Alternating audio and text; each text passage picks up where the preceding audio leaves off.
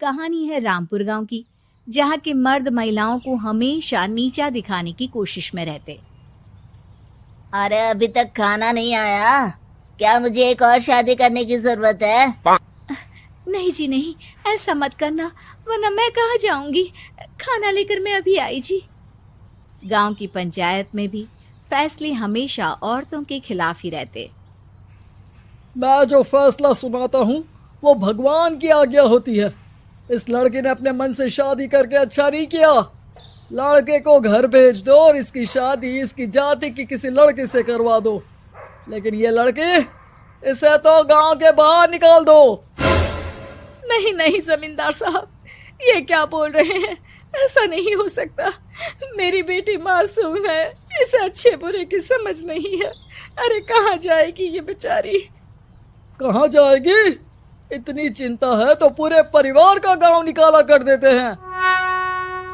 बेचारे पूरे बसे बसाए परिवार को गांव छोड़ना पड़ता है। चाहे जो हो, अगर बेटियों को कंट्रोल नहीं कर सकते तो गांव में रहने का कोई मतलब नहीं है। यहाँ औरतों को दब कर रहना होगा। कोई भी अपने हिसाब से कुछ नहीं कर सकता, सब ईश्वर की मर्जी से ही होगा। तभी गांव का एक आदमी दौड़ा दौड़ा आता है। सरपंच साहब, जमींदार साहब, वो कालिया है ना, उसकी बेटी पढ़ने के लिए शहर जा रही है। अच्छा, ये कब हो गया? और कालिया की हिम्मत कैसे हो गई ऐसा करने की? लेकर आओ उसे और उसकी बेटी को। बस फिर क्या था, हाजिर हो जाते हैं कालिया और उसकी बेटी सरपंच के सामने। अरे कालिया, ये क्या सुनने में आ रहा है? बेटी को इंजीनियर बना रहा है तू? और ये बता, गांव में तो स्कूल नहीं है, फिर कहां से इतनी क्लास पास कर गई तेरी बेटी? राधा, जो कि कालिया की बेटी है, उसे लगता है कि सरपंच उसकी तारीफ कर रहे हैं। सरपंच जी, मैंने ऑनलाइन पढ़ाई की है, डिस्टेंस लर्निंग से। सभी में मैंने अच्छे नंबर पाए हैं, जिसे देखते हुए शहर की इंजीनियरिंग कॉलेज में मुझे स्कॉलरशिप मिली है। वाह जी वाह, क्या होती है ये? पहले तो ये बताओ, फिर आगे की बात करते हैं। पूरा गांव राधा की बात सुन रहा था और राधा बोलती जा रही थी। तो ऐसे मैं फ्री में एक अच्छी शिक्षा लेकर गांव में जो कुछ परेशानियां हैं, जैसे बिजली, पानी और इंटरनेट जैसी समस्याओं के लिए काम करूंगी। मैं गांव को शहर से जोड़ने के लिए पुल का निर्माण करवाने का प्रस्ताव रखूंगी। मुझे पूरी उम्मीद है कि जल्द ही हमारा गांव भी तरक्की की राह पर चल पड़ेगा। राधा की बात सुनकर सारे गांव वाले ताली बजाने लगते हैं। सरपंच को समझ नहीं आता कि वो क्या करे। चुप रह नादान लड़की, गांव के खिलाफ जाने के लिए तुझे गांव से बेदखल कर दिया जाएगा, वो भी पूरे परिवार के साथ। और हाँ, अगर ठीक से गांव में रहना चाहती है तो ये पढ़ाई लिखाई छोड़ दे। हम तेरे लिए गांव का कोई होनहार लड़का देखेंगे। तभी गांव का एक आदमी बोल पड़ता है। अरे नहीं नहीं सरपंच जी, राधा बिटिया जो बता रही है, अगर वैसा हो जाए तो हम लोगों को पैसा कमाने के लिए बाहर नहीं जाना पड़ेगा। हाँ जी, और ना ही कोसों दूर पानी के लिए भटकना पड़ेगा। हमारे बच्चे भी अच्छी पढ़ाई कर सकेंगे और आगे बढ़ेंगे, ना कि हमारी तरह खेती करते बैठेंगे। क्यों गांव वालों, राधा बिटिया का साथ देना चाहिए ना। सरपंच देखता है कि गांव राधा के साथ है तो वो चुप हो जाता है। वो घर आकर अपने सलाहकार से बात करता है, जो बहुत ही चालाक किस्म का इंसान होता है। अरे सरपंच साहब, आपको बहुत ही होशियारी से काम लेना पड़ेगा।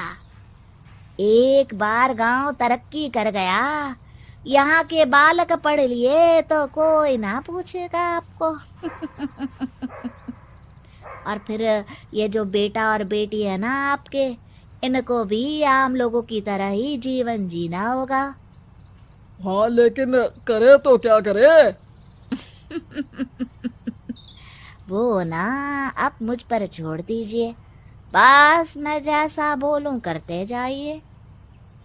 अगले रोज सुबह जब गांव वाले सोकर उठते हैं तो राधा के घर के बाहर और साथ ही वो लोग जिन्होंने राधा का सपोर्ट किया था, उनके घर के आगे लाल रंग से कल आऊंगी लिखा होता है। कल आऊंगी, यह क्या होता है?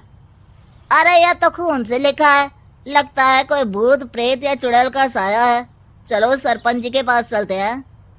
सभी सरपंच के पास जाकर उसे सारी बात बताते हैं। अरे ये तो बड़ी मुश्किल की बात है। चलो मैं एक बाबा को जानता हूँ, उन्हें बुला लेता हूँ। सरपंच बाबा को लेकर गांव के घर के बाहर जाता है। ओहो, तो ये वो चुड़ैल है जो उन लोगों को निशाना बनाते हैं जो गांव को बदलने का सपना देखते हैं। वो गांव को ऐसे ही संपन्न देखना चाहती है, वो नहीं चाहती कि कोई बाहरी यहाँ का कायाकल्प करे। क्या तुम लोगों में से किसी ने गांव को बदलने की सोच रखी है? तभी राधा की माँ रोते रोते आती है। मेरी राधा घर से गायब हो गई है। अरे कोई तो बचाओ, मेरी बच्ची कहाँ गई?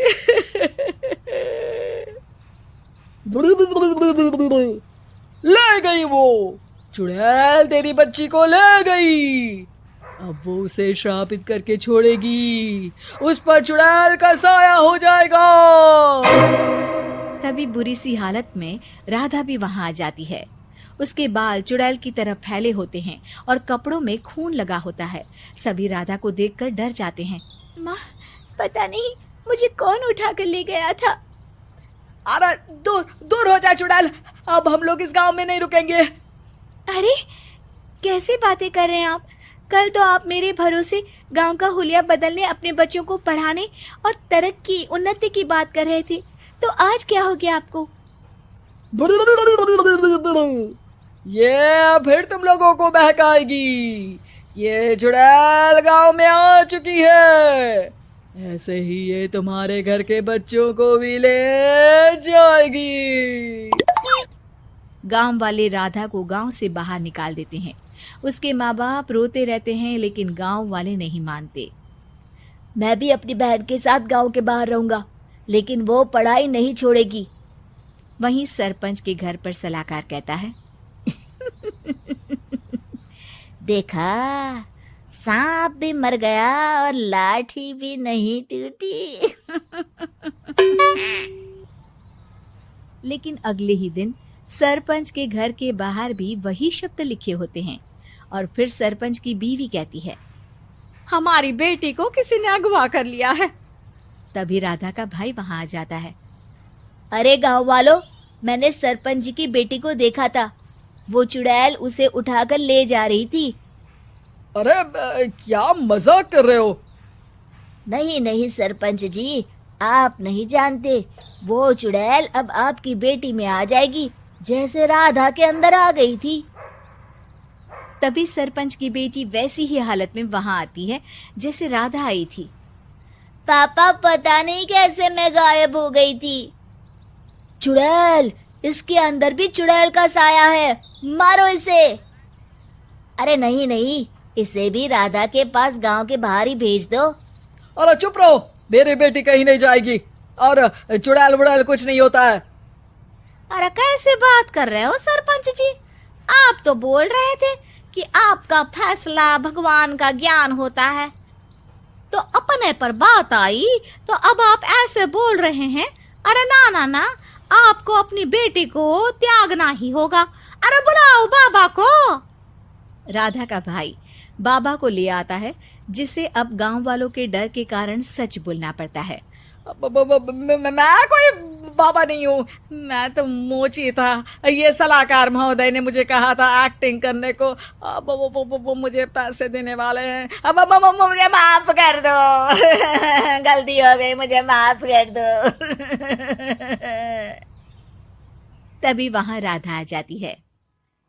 देखा सरपंच जी, जब गांव के बच्चे साक्षर होंगे तो आप जैसे लोगों की चालाकी नहीं चलेगी।